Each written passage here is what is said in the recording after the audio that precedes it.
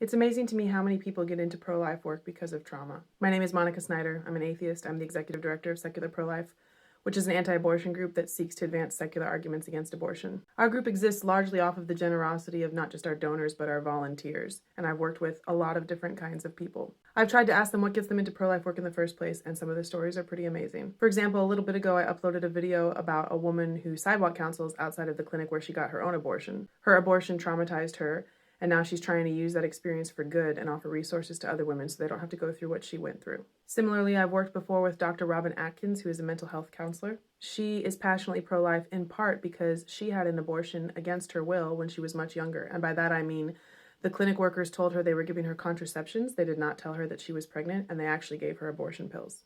If you listen to her story, she explains that she doesn't think those clinic workers had malicious intent. She thinks they believed they were helping her.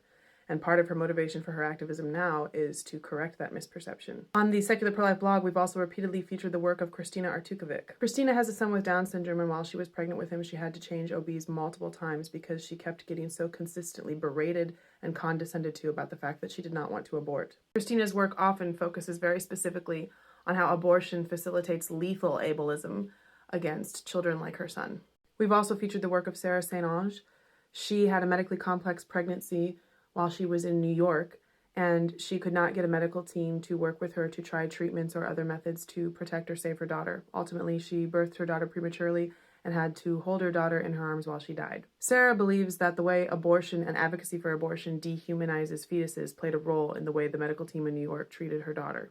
And she believes that maybe if she had lived in a more pro-life state, her daughter would still be alive. We have a lot of similar stories on our website here where people are shocked or horrified or hurt by a certain experience that moves them to embrace a more pro-life position. And don't get me wrong, I'm sure there's the equivalent for people who are pro-choice also, where they're pro-choice because of their experiences and they believe this is the best way to protect and take care of people. I don't doubt that at all. But oftentimes I hear people say that we are pro-life because we lack experience, because we have some kind of naive idealism about how the world works and we don't understand the gritty realities of how difficult it can be. I think a lot of times it's quite the opposite. I think a lot of us go through very difficult circumstances that really help us hone in on exactly what we believe about the value of not only our own children, but all children before they're born.